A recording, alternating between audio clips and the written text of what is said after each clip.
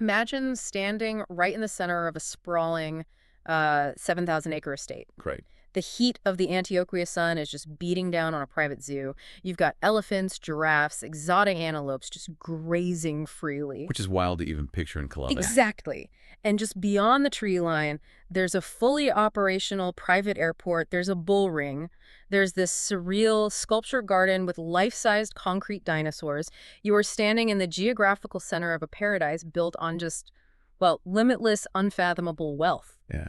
Now, hold that image in your mind, and let's pan the camera just a few dozen miles away. You're looking at dense, deeply impoverished slums. Comuns. They're clinging desperately to the steep sides of the Abura Valley. The contrast is jarring. It's night and day. Up in the comunas, the state is entirely absent. The air is thick with desperation, and you have teenagers, some as young as 12, being handed automatic weapons and told that their only viable economic future is to kill on command. Yeah. You are looking at the dual, deeply fractured reality of Colombia in the 1980s. It is a juxtaposition that honestly defies comprehension. We often see this era portrayed through, a Hollywood lens. The opulence and the violence are almost stylized. Right. The Netflix version of it. Exactly. But when you strip away that cinematic gloss and you look at what was actually happening on the ground, you realize this wasn't just a criminal enterprise. It was a complete fracturing of a nation's social contract. Millions of everyday people were just caught in the crossfire of this inevitable asymmetric war. And navigating the reality behind that war is exactly why you and I are here today. So, welcome to this deep dive. Glad to be here. Today's mission is to unpack an incredibly dense, just a massive stack of primary and secondary sources we've gathered for you. We're looking at declassified cables from the DEA, the CIA, the U.S. State Department. There's a lot of material. Oh, tons. We've got rigorous historical and academic analyses of Colombian politics, deeply reported journalistic accounts from the era, and even modern sociological studies examining the long-term urban impact on the region. Yeah, because the scars are still there. They really are, and we are going to synthesize all of this material to explore the monumental rise, the industrialized mechanics, and the spectacular, highly violent fall of Pablo Escobar and the Medellín Cartel. Most people tuning in probably already know the broad strokes of the mythology. As you said, the television shows have made the lore ubiquitous. Yep. But our goal here is to dig underneath that mythology, because the primary sources reveal a reality that is far more mechanically complex, politically entangled, and sociologically devastating than the pop culture narrative suggests. Totally. And to tackle a subject this sprawling without getting lost in the weeds, we're going to divide our focus a bit. I'm going to take on the role of the chronicler today. I like that. Yeah, I really want to drill down into the astonishing logistical machinery of the global cocaine business. I want to look at the international intelligence operations, the U.S. government's internal panic, which is very apparent in those cables, and the strategic, albeit ruthless, business moves that built a global monopoly. And I will serve as the social critic. While you map out the architecture of the cartel's empire and the manhunt, I want to focus on the human and societal toll. Which is heavy. It's incredibly heavy. We need to dissect the psychological warfare waged on the Colombian populace, the absolute tragedy of the lost generation of young enforcers, and the incredibly complex, enduring urban and ethical legacy that the city of Medellín is still actively navigating today. Right. But, and this is important, before we look at the timeline, there is a crucial caveat I need to address directly with you, the listener. Yeah, a necessary disclaimer given the stack of documents we're working with today. Precisely. The sources we are utilizing cover a period of intense, multifactional, and bloody political conflict in Colombia. We will be discussing left-wing guerrilla groups such as the M19, right-wing paramilitary death squads, and various deeply fractured elements within both the Colombian and United States governments. It is vital to state explicitly that we are not taking any political sides here. We are not endorsing the viewpoints, the actions, or the ideologies of any of the political groups, guerrilla factions, or governments mentioned in these documents.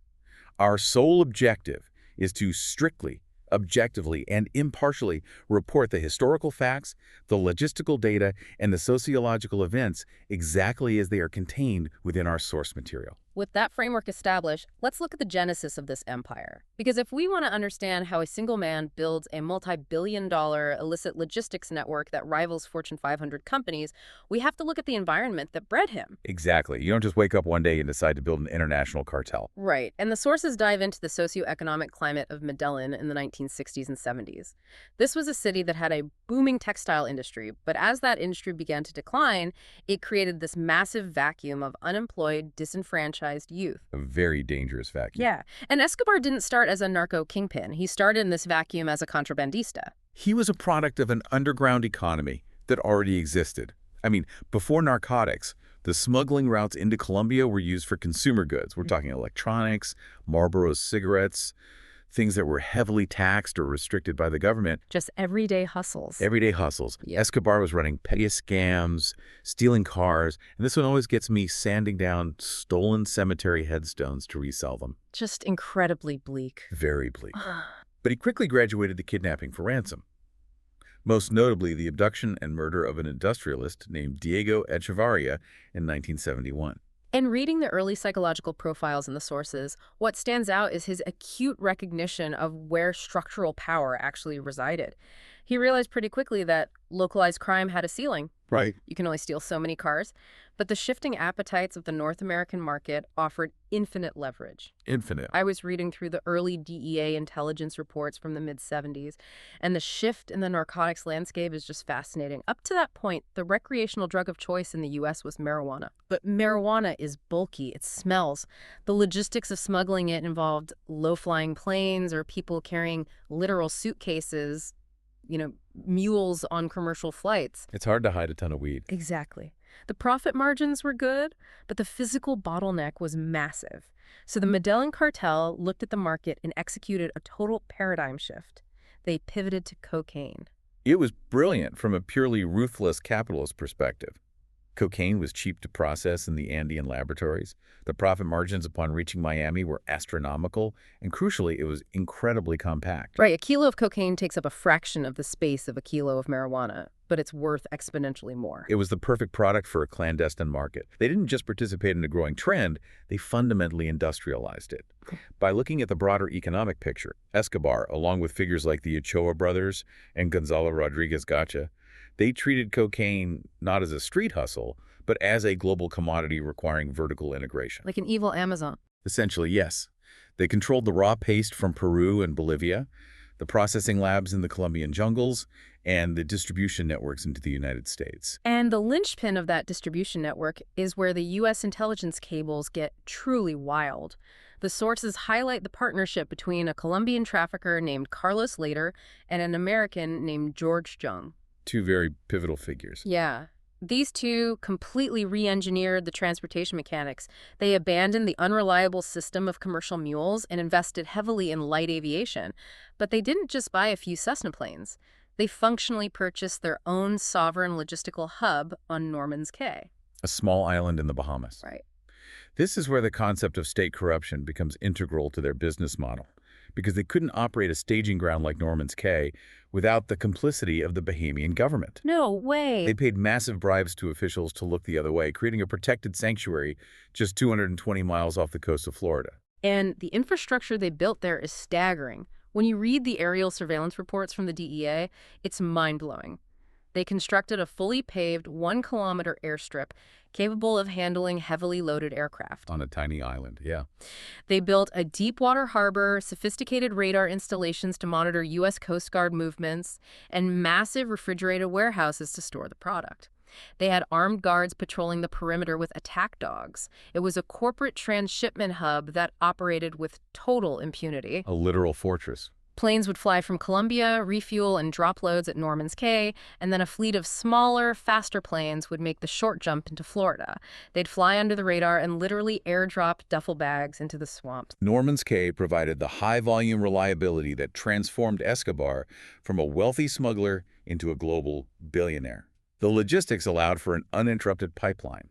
And the volume of that pipeline, it's almost difficult to conceptualize, even when you were looking right at the historical data. Oh, absolutely. We all know the pop culture lore surrounding the cartel's wealth. The stories of spending $2,500 a month on rubber bands, or rats eating billions of dollars in damp storage caves. Right. But setting the lore aside, I was looking at the actual financial estimates generated by U.S. intelligence and forensic accountants from the era. At the absolute peak of their logistical efficiency, the Medellín Cartel was flying up to 15 tons of cocaine into the United States every single day. It requires a moment to just process that metric. 15 tons of physical product, navigating international borders, evading the combined military and law enforcement apparatus of multiple nations daily. That's insane. It represents a level of operational sophistication that most legitimate multinational logistics companies struggle to achieve. And because they managed to monopolize between 80% to 96% of the global market, the financial return was a tidal wave of illicit capital. The estimates put their revenue at roughly $420 million a week in cash. A week. Let that sink in for the listener. $420 million. And laundering that amount of physical paper money became their biggest logistical nightmare. You literally cannot wash $400 million a week through legitimate businesses fast enough. Which leads to the massive stockpiles of cash hidden in the walls of safe houses and buried in fields. But it also leads to the ostentatious, almost surreal displays of wealth that defined Escobar's public persona. Hacienda Nápoles wasn't just a luxury estate. It was a physical manifestation of his impunity. Right. When you can buy 7,000 acres, fly in hippopotamuses from Africa, build an airport, and staff it with private army, you were no longer just a citizen breaking the law. Yep. You were a parallel state. And the U.S. diplomatic cables from the time reflected deep frustration with the Colombian government's inability to rein this in. How does a justice system enforce the law when the target has infinitely more resources than the police force tasked with arresting him? That is the defining sociological question of this era. But Escobar was politically astute enough to realize that all the cash in the world and all the armed guards at Naples couldn't protect him indefinitely if the general public viewed him strictly as a parasite. He needed good PR. Exactly. He understood that true security required a popular base. He needed the masses to view him not as a criminal, but as a benefactor. He needed to step into the void left by the Colombian government and by the loyalty of the most marginalized citizens. So he weaponizes his philanthropy. Yes. The sources outline a massive, highly publicized civic program he launched alongside his uncle called Civismo en Marcha, or Civic Action on the March. They weren't hiding in the shadows. They were broadcasting their efforts on local radio. They were funding neighborhood committees, planting trees, opening medical clinics in areas where the government hadn't built a hospital in decades, They were doing the state's job. and constructing dozens of fuller-lit modern soccer fields. The soccer fields are a brilliant piece of psychological manipulation. He framed it as an investment in the youth, a way to keep young boys away from the dangers of the street. He is standing in front of microphones, cutting ribbons, presenting himself as the ultimate paternal figure to a population that had been systematically neglected by the central government in Bogota. And his most ambitious project perfectly capitalized on a specific municipal tragedy. You're talking about the Moravia garbage dump. Right. The journalistic accounts of this are harrowing. Moravia was an informal settlement, a sprawling slum built literally on top of the municipal landfill of Medellín. Thousands of people lived in absolute squalor, surviving by scavenging through the city's trash. It was a humanitarian disaster waiting to happen. And when a massive fire swept through the dump, it destroyed the makeshift shacks and left the residents with absolutely nothing. The municipal government's response was slow and bureaucratic. Escobar, however, moved with the speed and capital of an autocrat. He utilized his bottomless funds to initiate a project he called Medellín Sin Tugurios, Medellín Without Slums. He didn't just hand out food. He purchased land and built a completely new neighborhood from the ground up. Incredible. He constructed 5,000 solid brick-and-mortar homes and simply handed the keys to the displaced families of Moravia. That neighborhood still exists today. It's officially unrecognized by the city's planning department under its colloquial name, but universally, the nearly 13,000 people who live there call it Barrio Pablo Escobar. If you walk through it, you'll see massive murals of his face with the words, "Welcome to Barrio Pablo Escobar. Here there is peace." And we have to ask ourselves, as observers of this history, if you are a mother living in a cardboard shack on a burning garbage dump, and the state ignores you, but a drug trafficker gives your family a concrete home with a roof and running water, what does the word justice mean to you? It completely flips the script. It does. Morality becomes entirely subjective. It becomes tethered to whoever is providing the basic necessities of survival. Escobar successfully engineered a deeply loyal human shield. But the dark, devastating reality behind this charity is that he was simultaneously exploiting the very youth he claimed to be saving. The sources are incredibly grim on this point. While he's building soccer fields, he is simultaneously building a private army recruited directly from those exact same marginalized neighborhoods. The cartel created a deeply tragic phenomenon that historians refer to as the lost generation. These are the sicarios, the young hitmen. Escobar recognized that the poverty of the Canones bred a fatalistic desperation. He recruited boys and sometimes girls as young as 12 or 13. Kids, just kids. He offered them motorcycles, brand-name clothing, cash, and a twisted sense of status within their communities in exchange for carrying out contract killings. He commodified their lives. I was reading the debriefs from Javier Pina and Stephen Murphy, the U.S. DEA agents stationed in Bogota during the manhunt. There is one specific anecdote that just chills you to the bone. Yeah, the interview. Pina recounts interviewing a captured sicario who was only 15 years old. The agent is trying to understand the psychology of the kid, trying to leverage him. But the 15-year-old just looks at the DEA agent with total serene acceptance and says, "I owe my life to Pablo Escobar. He took me out of poverty. I will gladly die for him." And then the teenager casually adds that he fully expects to be dead before his 23rd birthday. That fatalism is the true cost of his philanthropy. You have an entire subculture of youth who have accepted early death as a professional hazard in exchange for a few years of economic relevance. Wow.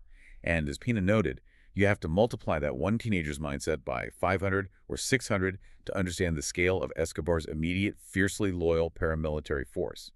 These young men developed a hyper-religious narco-culture.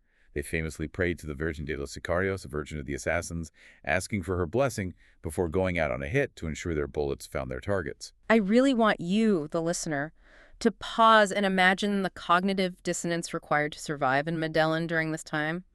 Imagine being a working-class citizen.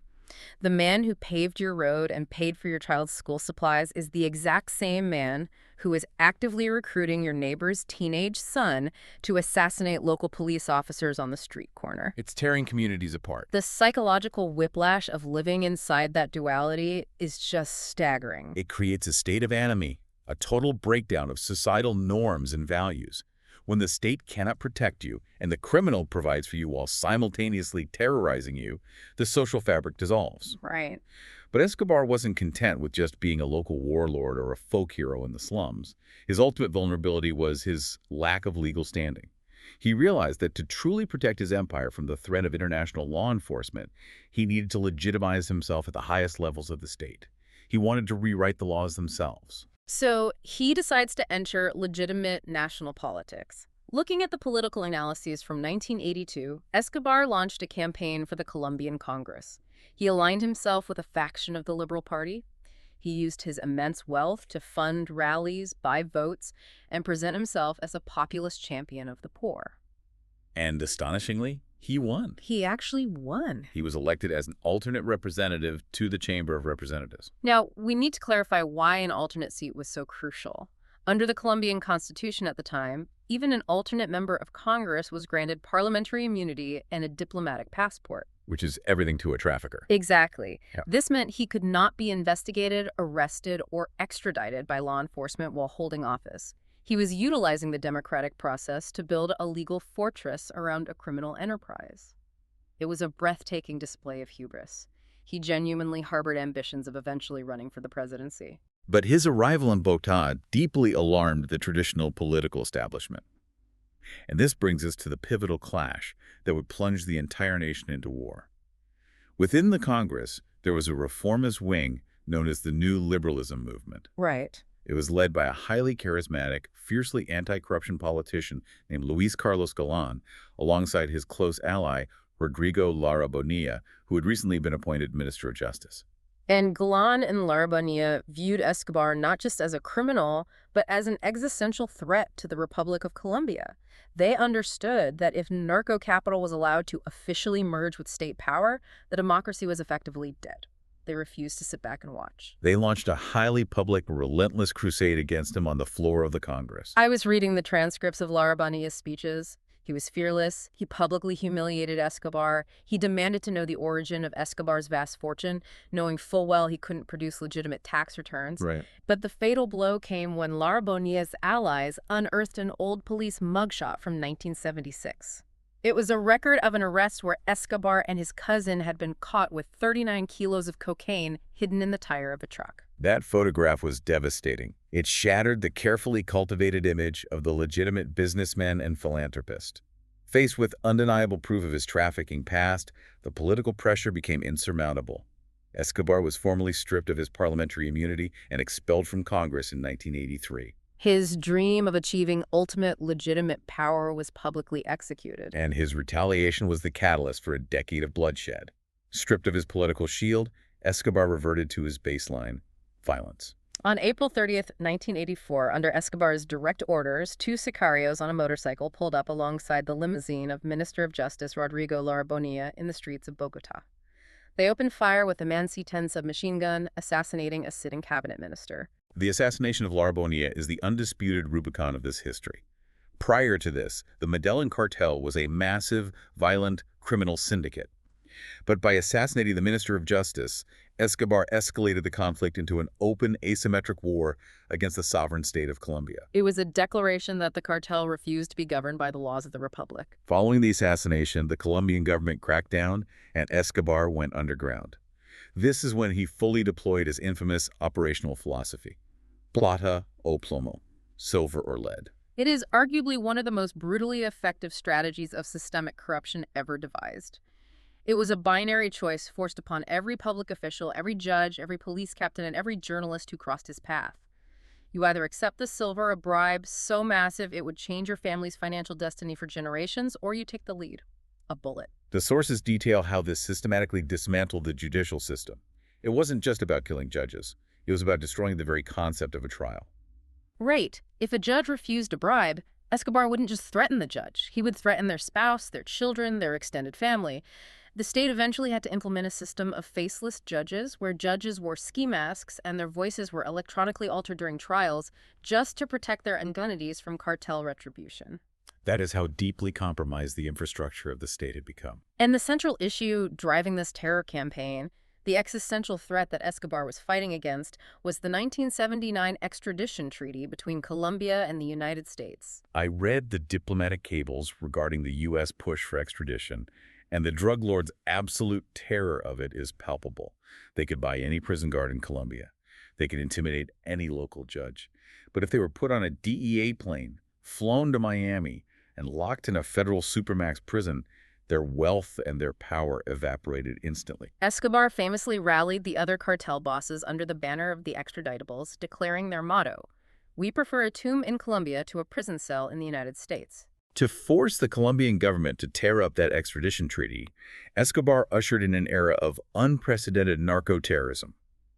And we need to look deeply at the events of 1985, specifically the Palace of Justice siege, because it illustrates the complex, murky alliances of this war. This is one of the most traumatic events in modern Colombian history. In November 1985, heavily armed left-wing guerrillas belonging to the M19 movement stormed the Palace of Justice in Bogota, taking the entire Supreme Court hostage. Now, M19 had their own Marxist political agenda and their own grievances with the state, but the intelligence analyses and historical investigations strongly point to a marriage of convenience. The sources allege that Escobar heavily financed the operation, providing weapons and upwards of $2 million to the guerrillas. The reasoning is chillingly practical. Escobar didn't care about M19's Marxist ideology. What he cared about was the fact that the Supreme Court was currently reviewing the constitutionality of the extradition treaty, and all the physical case files requesting the extradition of cartel leaders were housed in that specific building. The military response was overwhelming. The army surrounded the building with tanks and heavy artillery. The resulting battle lasted for 2 days. The building was engulfed in flames. Over 100 people were killed, including half of the Supreme Court justices. And crucially, the archives containing the extradition files were burned to ashes. The trauma of the Palace of Justice siege deeply scarred the national psyche. But the violence only escalated as the decade drew to a close. As the 1990 presidential election approached, the frontrunner was Luis Carlos Galán, the same man who had helped drive Escobar out of Congress years earlier. Galan was running on a fiercely pro-extradition, anti-cartel platform. He was incredibly popular, representing the last hope for a state free of narco influence. And Escobar knew he couldn't let Galan reach the presidency. In August 1989, during a massive campaign rally in the town of Soacha, Galan stepped up to the podium in front of thousands of supporters. Despite heavy security, sicarios infiltrated the crowd and opened fire with submachine guns, assassinating the presidential candidate on live television. It was a devastating blow to the nation's morale. But the retaliation for Galan's death sparked a manhunt that pushed Escobar to commit acts of terrorism that crossed the line from targeted political assassination into indiscriminate mass murder. Following Galan's death, his campaign manager, Cesar Gaviria, took up the mantle and became the new leading candidate. Escobar, desperate to stop him, received intelligence that Gaviria was scheduled to fly from Bogotá to Cali on Avianca Flight 203 in November 1989. The intelligence sources detail how a young, unwitting recruit was handed a briefcase containing a bomb and told to record the flight. He was told activating the recorder would just capture audio. The callousness is difficult to overstate. To eliminate one political rival, Escobar was willing to bring down an entire commercial airliner packed with innocent civilians. Gaviria's security detail altered his travel plans at the last minute. He never boarded the plane. But the young recruit armed the briefcase shortly after takeoff. The bomb detonated mid-flight, tearing the Boeing 727 apart in the sky. All 107 passengers and crew on board were killed, along with 3 people on the ground who were struck by falling debris.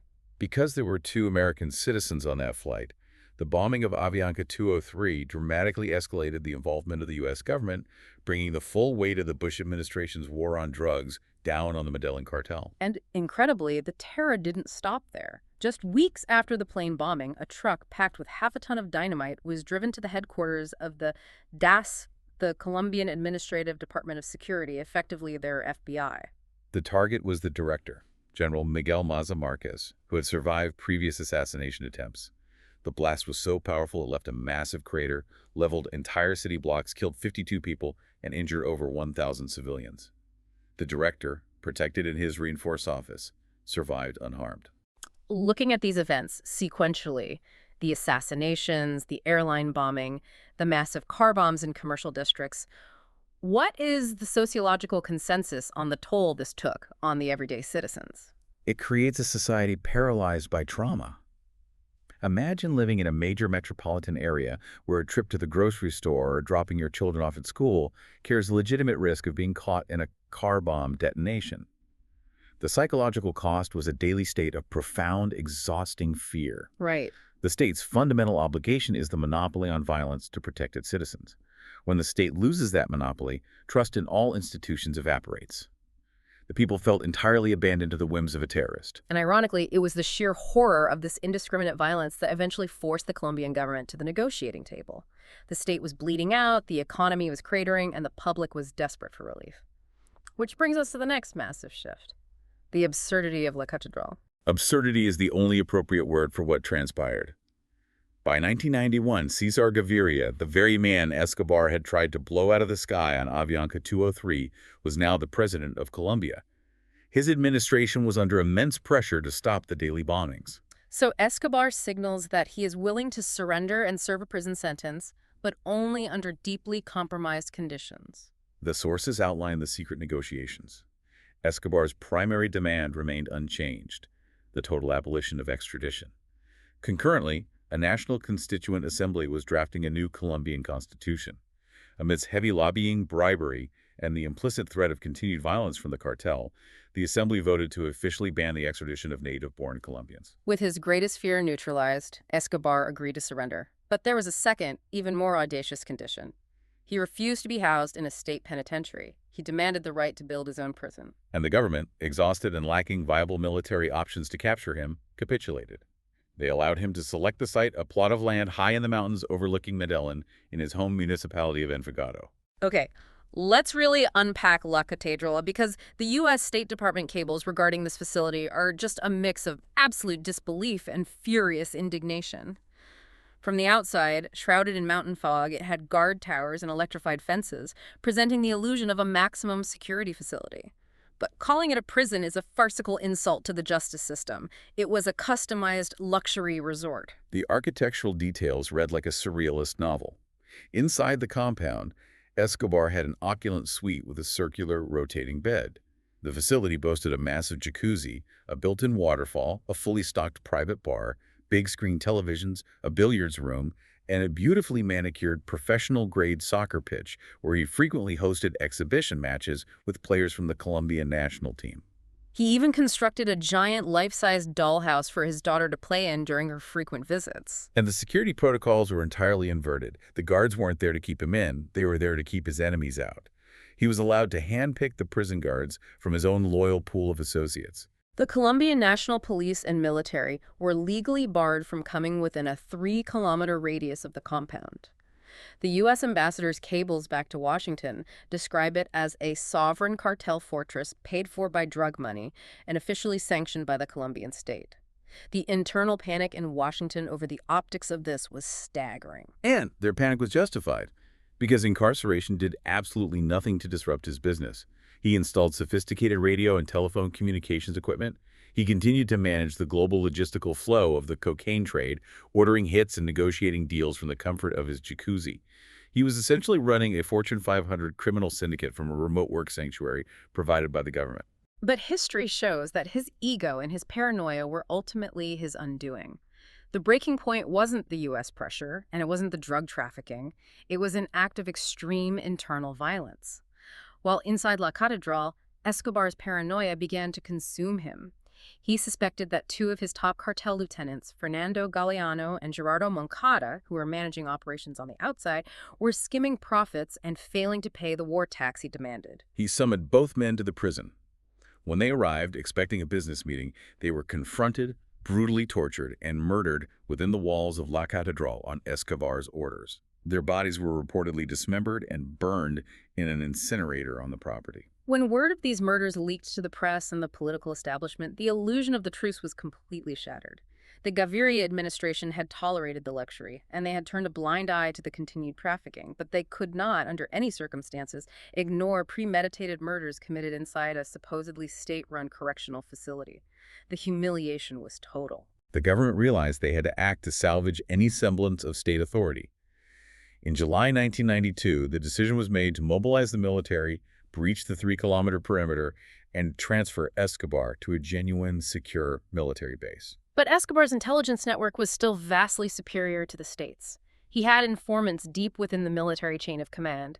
He knew the army was coming before they even mobilized. When the military arrived at the gates, it turned into a chaotic, poorly executed standoff.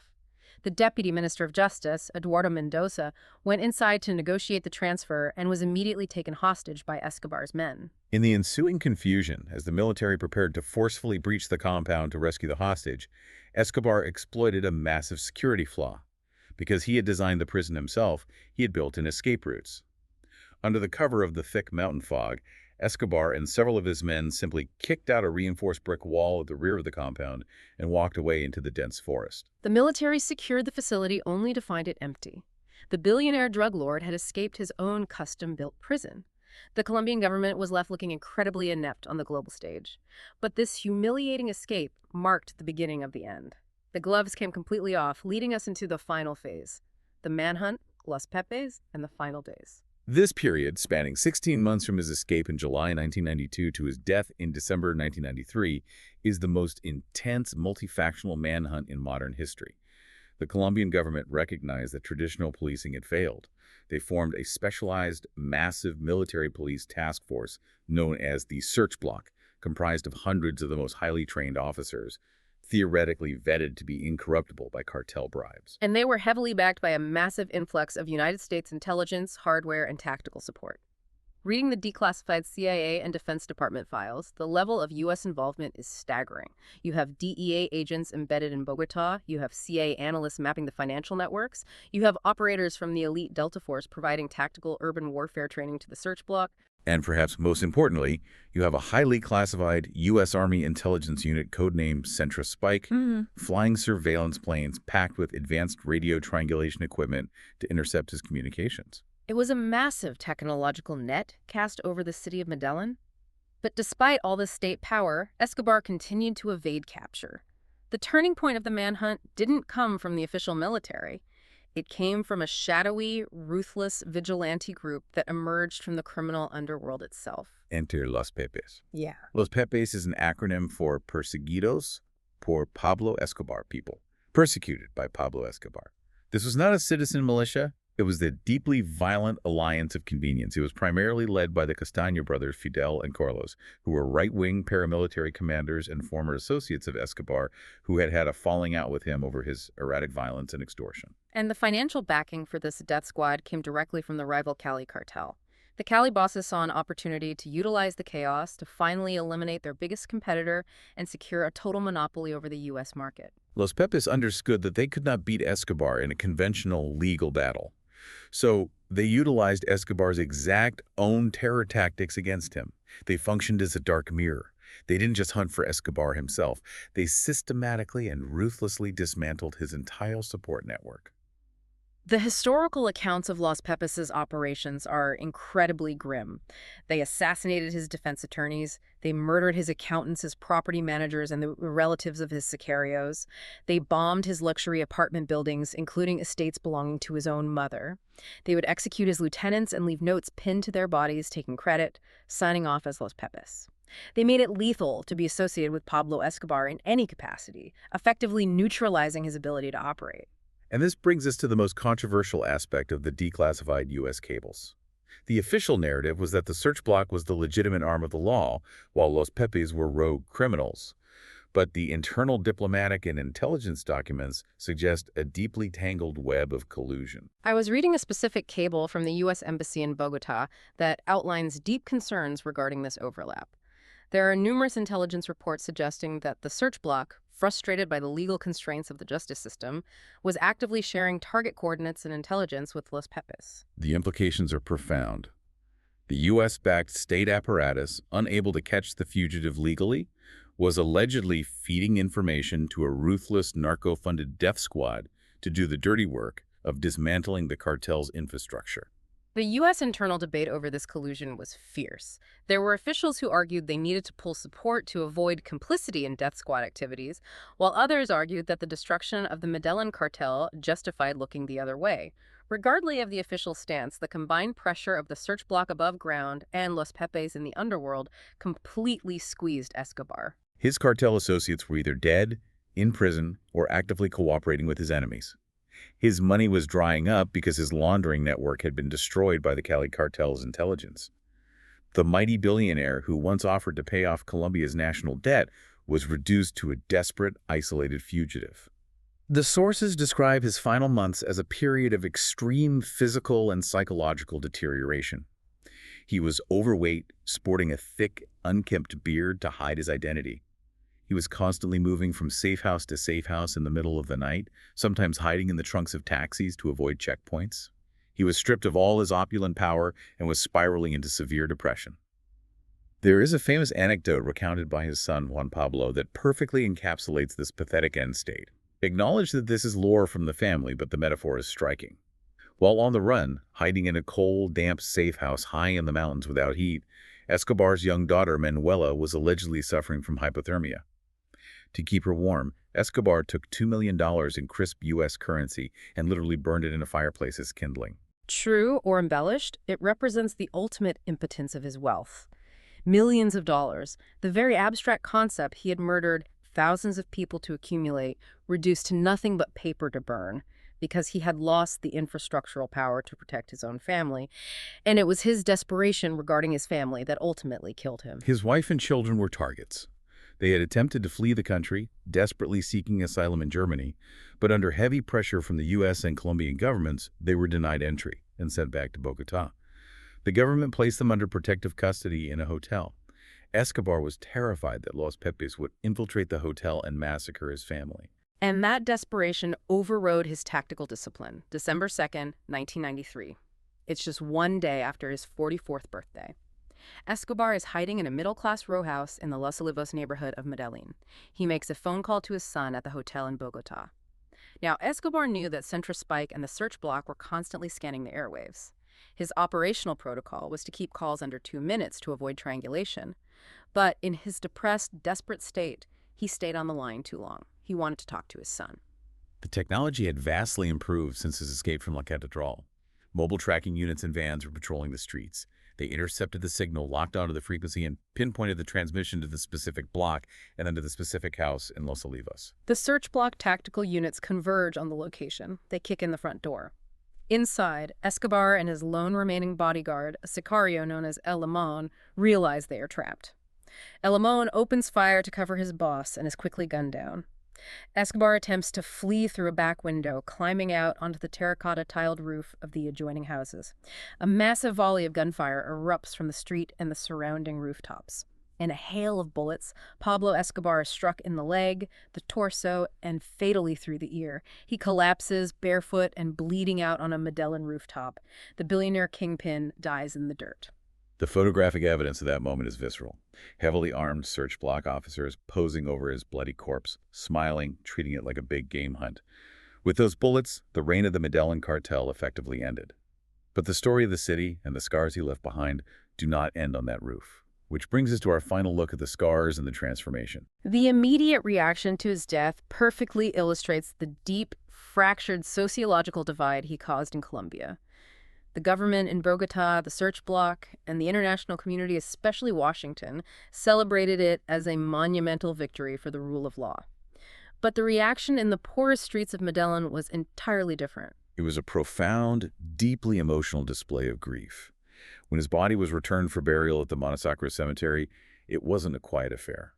Over 25,000 working-class Colombians flooded the streets. The journalistic accounts describe a chaotic scene of people weeping openly, surging against the police barricades, desperately trying to touch his coffin. To the government, a narco-terrorist had been neutralized, but to the thousands of people living in Barrio Pablo Escobar, the state had just assassinated their protector. They were mourning the man who built their homes and fed their families when the state had abandoned them. I found a quote from a local resident interviewed by the New York Times during the funeral. The woman said, "In the future, people will go to his tomb to pray the way they would to a saint." And she was absolutely right. But what I find most fascinating in the modern sociological studies is how the broader city of Medellín responded over the subsequent decades. How does a municipality recover from being internationally branded as the murder capital of the world? They executed a remarkable urban recovery through a developmental concept known as social urbanism. In the late 1990s and early 2000s, progressive city leadership, most notably under Mayor Sergio Fajardo, analyzed the root causes of the violence. They realized that Escobar's power and the continued power of the splinter gangs was entirely derived from exploiting the geographic and economic isolation of the hillside slums. The state had built walls of neglect. So instead of continuing to militarize those neighborhoods, the city decided to radically integrate them. The most famous example of this is the metro cable. Reading the urban planning documents, it's a brilliant piece of engineering and social policy. They built a massive network of cable cars that linked the poorest, most dangerous, inaccessible neighborhoods high up on the steep hillsides directly down to the city's commercial and transit center in the valley. The sociological impact of a cable car cannot be overstated. Suddenly, a resident of a marginalized comuna who previously faced a grueling, dangerous, hours-long commute just to seek menial labor was fully connected to the economic heart of the city in 15 minutes. It broke the territorial control of the gangs. It gave the residents mobility, access to jobs, and a tangible sense that they were recognized citizens of the metropolis. And they coupled the transit integration with massive investments in public architecture. They didn't build generic concrete blocks. They hired top architects to build stunning public works right in the middle of the poorest areas. I'm looking at the reports on the library parks, like the Parque Biblioteca España. These are massive, beautiful public libraries, community centers, and technology hubs placed intentionally in neighborhoods that used to be the primary recruiting grounds for cartel sicarios. The philosophy was to give the best to the poorest. By building beautiful public schools, science museums, and aquatic centers in these areas, the city actively worked to foster a sense of civic pride and dignity. They provided the youth with viable, visible alternative paths to joining a gang, and the data proves its efficacy. The homicide rate, which was astronomically high in 1991 during the cartel wars, plummeted by roughly 80% over the next 2 decades. Medellín transformed from a war zone into an internationally recognized, award-winning hub of urban innovation. However, a city cannot just erase its history, and the legacy of Escobar is still a physical and psychological presence that locals have to navigate. Take the Monaco building, for example. This was the massive white concrete fortress where his family lived. The the site of the infamous 1988 car bomb set by the Cali cartel that escalated the intercartel war. For decades after his death, it just stood there in an upscale neighborhood, a ruined, ugly monument to the drug war. It became a painful eyesore. In 2019, the city leadership made a very powerful, highly symbolic choice regarding collective memory. They didn't just quietly tear it down. They held a public ceremony and demolished the Monaco building with a controlled explosive implosion. And crucially, they did not sell the land to commercial developers. They built the Inflection Memorial Park. A public space dedicated entirely and explicitly to the victims of narco-terrorism. It honors the 46,000 lives lost during that era, the police officers, the judges, the journalists, and the thousands of innocent bystanders killed by the car bombs. It was a collective, state-sponsored refusal to glorify the criminal. It was a conscious architectural decision to reclaim the narrative and center the memory of those who suffered because of him, rather than the man who caused the suffering. But despite the city's efforts to move forward, there is a massive external force pushing against that healing. The sources dive heavily into the modern phenomenon of dark tourism, or what the locals derisively call Netflix tourism. Fueled by hit television shows, documentaries, and global fascination with true crime, hundreds of thousands of international tourists flock to Medellin every year, specifically to consume the remnants of Escobar's empire. I was looking at the itineraries of these Pablo Escobar tours. They take tourists to his grave at the Monte Cemetery to take selfies. They drive them up the mountain to see the ruins of La Catedral, which, incredibly, is now run by a community of Benedictine monks who have transformed parts of the former luxury prison into a chapel and a retirement home for the elderly. They visit Barrio Pablo Escobar to buy coffee mugs and t-shirts featuring his mugshot from locals who still revere him. And this raises a profound, incredibly complex ethical debate for you, the listener, to consider. When a tourist from North America or Europe pays for a tour, puts on a Pablo Escobar t-shirt, and takes a smiling selfie at the exact location where a car bomb ripped apart a city block, what exactly is happening? Are these tours a valid form of historical education, shedding light on a dark chapter of the 20th century?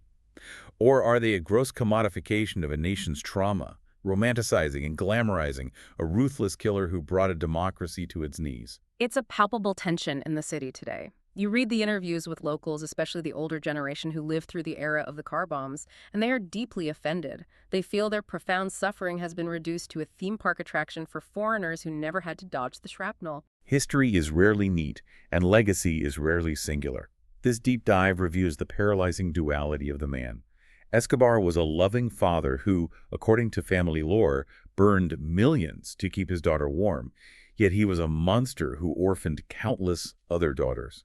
He was a benefactor who built homes for the poorest of the poor, while simultaneously being the architect of their greatest suffering by turning their children into cannon fodder for his war against the state. To summarize this incredibly dense, complex journey through the sources, we've traced the arc of a man who rose from the underground contraband markets of Medellin to industrializing the global cocaine trade. We've seen the astonishing logistical scale of a multi-billion-dollar empire that operated its own island in the Bahamas. We've examined how he built a human shield of loyalty through calculated charity, only to drag his entire country into a terrifying asymmetric war when the political establishment rejected him. We witnessed the profound absurdity of a justice system so compromised that it allowed a terrorist to build and staff his own luxury prison. And we dissected the shadowy, morally gray international manhunt involving U.S. intelligence and cartel-funded death squads that finally brought him down. And ultimately, we've looked at the incredible resilience of the Colombian people, who took a city synonymous with violence and systematically rebuilt it into a beacon of social urbanism. But before we sign off, my co-host has one final, lingering thought for you to mull over. Something from the historical record that perfectly, almost absurdly, encapsulates the enduring, stubborn stain of Escobar's legacy. We mentioned the zoo at Hacienda Nápoles earlier. Escobar brought 4 exotic hippopotamuses from Africa to his estate, purely as a display of his omnipotent wealth. After he was killed in 1993, the estate was seized by the government and largely left to ruin. The authorities managed to relocate the lions, the giraffes, and the elephants to regional zoos. But the hippos were simply too large, too aggressive, and too logistically difficult to move. So they were left in the muddy ponds of the abandoned estate. Eventually, they broke through the rotting fences and escaped into the dense jungle surrounding the Magdalena River basin. And without any natural predators like lions or crocodiles to keep their population in check, what happened? They thrived. The climate was perfect, the water was abundant, and they began to breed at an astonishing rate. Today, scientists estimate there are anywhere from 130 to 160 hippopotamuses roaming the Colombian countryside. They have become the largest invasive species on the planet. They are fundamentally altering the chemistry of the waterways with their waste, they are displacing native wildlife like manatees and capybaras, and they are posing a lethal threat to local fishermen who rely on the river for their livelihood. It's an incredibly surreal ecological crisis for a South American country to be dealing with in the 21st century. It is. But I want you to think about the deep, lingering metaphor those animals provide. Long after the billionaire kingpin has been shot dead on a rooftop, long after the politicians he assassinated are buried, and long after the billions of dollars of hidden cash have rotted away to dust in the jungle, the unnatural forces he introduced into the environment continue to live and breed and irrevocably shape the landscape. Whether those forces are literal wild hippopotamuses destroying a river system, or the deep-rooted corruption, institutional trauma, and complex narco-culture that continues to challenge the society. The consequences of Pablo Escobar's ambition will long outlive the man himself, rippling through generations. An incredibly powerful, sobering thought to end on. Thank you for joining us on this exhaustive deep dive into the rise, the mechanics, and the lasting scars of the Medellín Cartel. We invite you to keep questioning the history behind the headlines and to always look deeper than the mythology. Until next time.